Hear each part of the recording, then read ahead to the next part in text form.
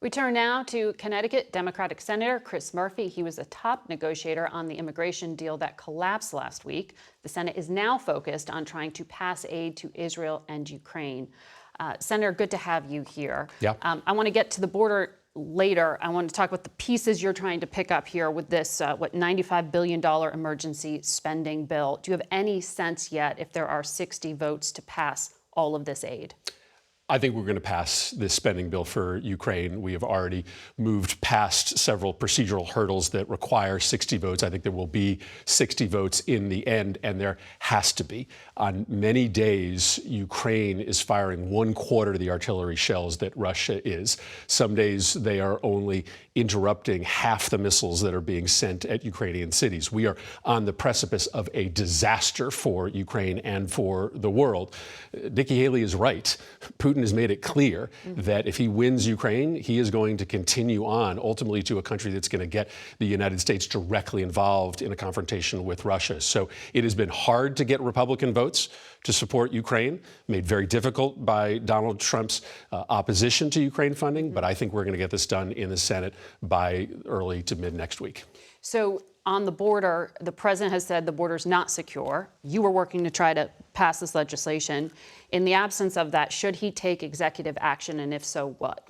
Well, I think there's limited executive actions the president can take. He does not have the legal authority to shut down the border.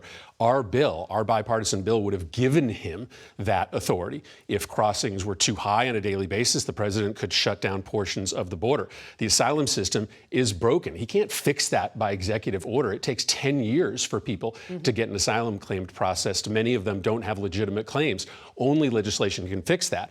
Our bill would have done that. As soon as Republicans realized that it was actually going to fix the border, they voted against it en masse because they want the border to remain chaotic because it helps President Trump in his reelection efforts. We have more in depth to talk about on this issue. I have to take a break. Please stay here with us, Senator. We'll be right back.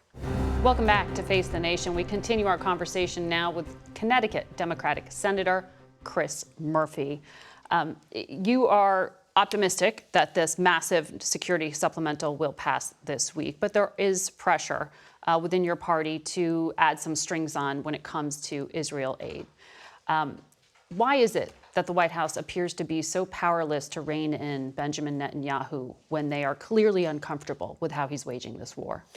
Well, I think we saw an important development last week. The White House released a letter in which they made clear that if we approve new aid to Israel, they are going to make sure that it is used in compliance with U.S. and international human rights law. And I think that's incredibly important.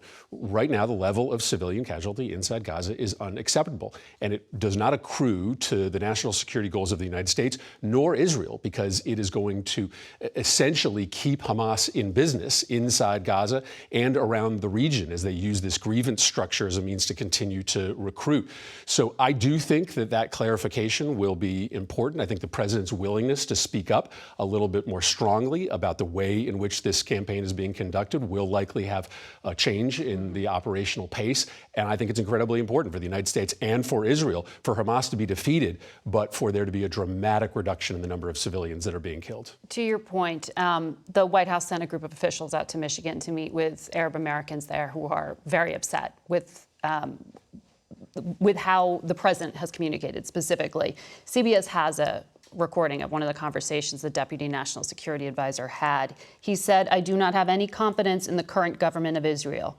He also said the administration has left a, quote, very damaging impression as to how much the president values the lives of Palestinians. Should there be more strings attached to this aid package you're about to vote on? So the president does believe deeply in the importance of preserving life inside Gaza and has continually pressed for more humanitarian aid to get into Gaza. There would not nearly be the number of shipments coming in today if this president wasn't pushing hard for change. But yes, there are many of us who believe that it is very important for us to make clear with this aid package that if Israel is going to use these dollars to perpetuate this campaign inside Gaza, it has to be done in a way with less civilian life being lost. I think that's important to members of Congress. I know that's important to this administration. And they're going to speak more about that now. I think you will clearly hear the president. My guess is that based upon what the president said last week, that you're going to hear the president continue to stand up for a campaign that defeats Hamas, Yes. but is done in a way that is much more respectful of civilian life. I want to ask you about the president. As you know, he has mixed up the names of the French and German leaders. He referred to Egypt as Mexico. Adam Smith, who is the ranking Democrat in the House Armed Services Committee, said on Friday, Biden does not have the normal strength to go out there and campaign. I think we have the soundbite. He does not have the normal strength to go out there and campaign, to do rally after rally and conversation after conversation. I'd rather have someone who's good at the job and not great at the campaigning than the other way around. But it's going to be a challenge to go out there and win that campaign. Do you agree with him?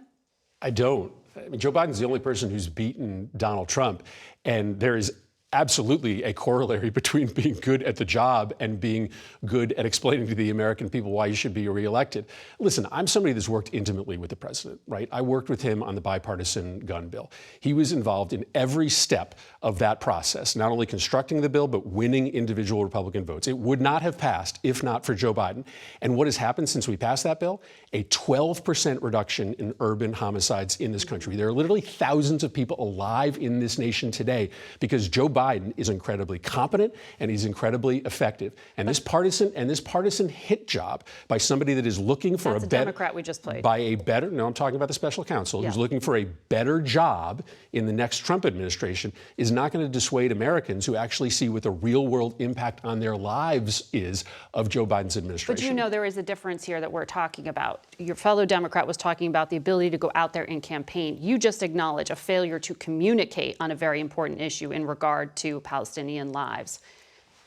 Is there a problem here? There's not a problem. This president is going to be able to sell a record that is extraordinary. Unemployment at record lows, factory construction booming, crime down, inflation under control. And he is also somebody that has been the only one member of our party who has effectively beaten Donald Trump in a general election. So I know that he is ready for this campaign. I have seen how effective he has been up close and personal. And I'm not going to let my constituents be distracted by a special prosecutor who's trying to gain favor within the MAGA movement. Senator Murphy, good to have you here. Thank you.